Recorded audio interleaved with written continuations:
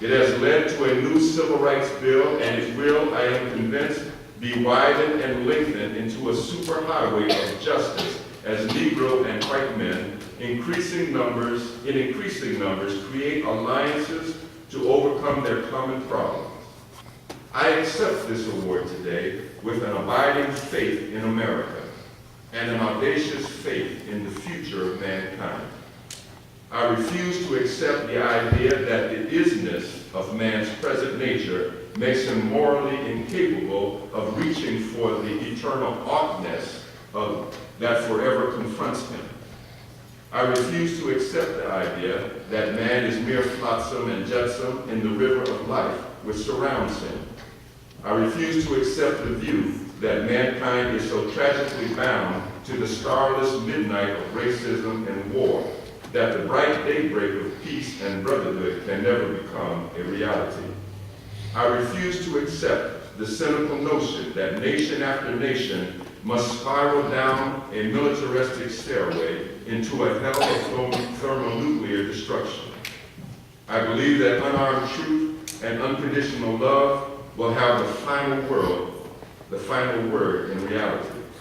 That is why right temporarily defeated is stronger than evil triumphant. I believe that even amid today's mortar bursts and whining bullets, there is still hope for a brighter tomorrow. I believe that wounded justice, lying prostrate on the blood-flowing streets of our nation, can be lifted from this dust of shame to reign supreme among the children of men. I have the audacity to believe that peoples everywhere can have 3 meals a day for their bodies, education and culture for their minds, and dignity, equality, and freedom for their spirits. I believe that what self-centered men have torn down, men other-centered can build up. I still believe that one day mankind will bow before the altars of God and be crowned triumphant over war and bloodshed, and nonviolent redemptive good will proclaim the rule of the land. And the lion and the lamb shall lie down together, and every man shall sit under his own vine and fig tree, and none shall be afraid. I still believe that we shall overcome. This faith can give us courage to face the uncertainties of the future. It will give our tired feet new strength as we continue our future. It will give our tired feet new strength as we continue our forward stride toward the city of freedom. When our days become dreary with low hovering clouds and our nights become darker than 1,000 midnights, we will know that we are living in the creative turmoil of a genuine civilization struggling to be born. Today I come to Oslo as a trustee, inspired and with renewed dedication to humanity. I accept this prize on behalf of all men who love peace and brotherhood. That was the acceptance speech of Dr. King upon receiving the Nobel Peace Prize. I find it very moving, my brothers and sisters, the tenor of the speech. I think it's very much captured in the very last paragraph, the very last sentence of that paragraph. Dr. King says, and I repeat, I accept this prize on behalf of all men who love peace and brotherhood. Today I want to talk about 3 things. If you don't mind, I'd like to comment on 3 things in the speech that I think are very pertinent to us today. As we sit here, black, white, brown, yellow, people of different races, people of maybe such as myself, of more than one race.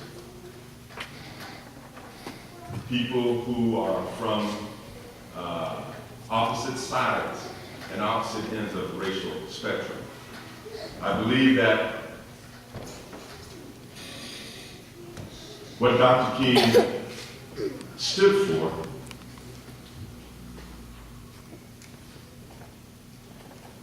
is a little bit different than what we consider him to be the spokesperson of.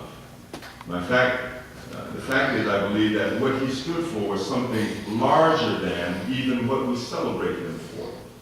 And I think somehow in American society, in our society, I think we sometimes have a tendency to reduce a very big concept, a very large concept. We have a tendency to reduce it to something smaller than what it actually is.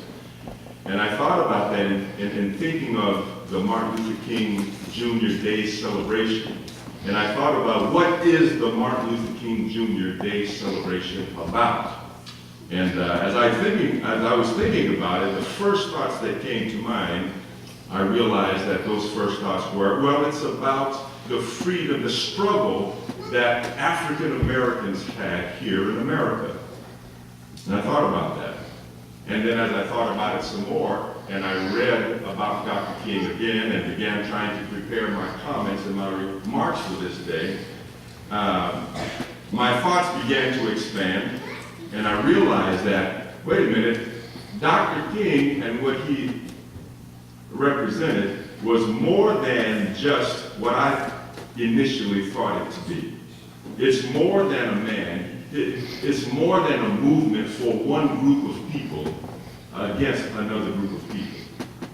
And I think that for us to understand this holiday is we have to understand in our hearts and minds, at least here in our hearts and minds, that what Dr. King stood for was more than the freedom of black Americans in their own land. It was broader than that. And it was, I think the concept of it is really brought out for us in that last sentence that I read. It is about the peace and brotherhood of all mankind. So when I think of Dr. King now, and I really understand him as I read about him and remember what he stood for, what I understand is that he was a man of God who accepted God's call on his life to be a minister of the Lord's gospel. And the ministry of the Lord's gospel is at its essence two things. For each man and woman to invite themselves or to receive the Lord's invitation to be a son of God or a daughter of God. That's on the one hand. And on the other hand, it is the Lord's invitation for each of us to be brothers and sisters one with another.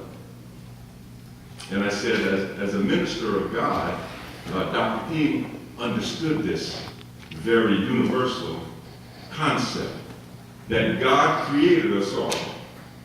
He created us all. He gave each and every one of us life. He gave each and every one of us a body. He gave each and every one of us a soul, a mind, a heart, and a personality.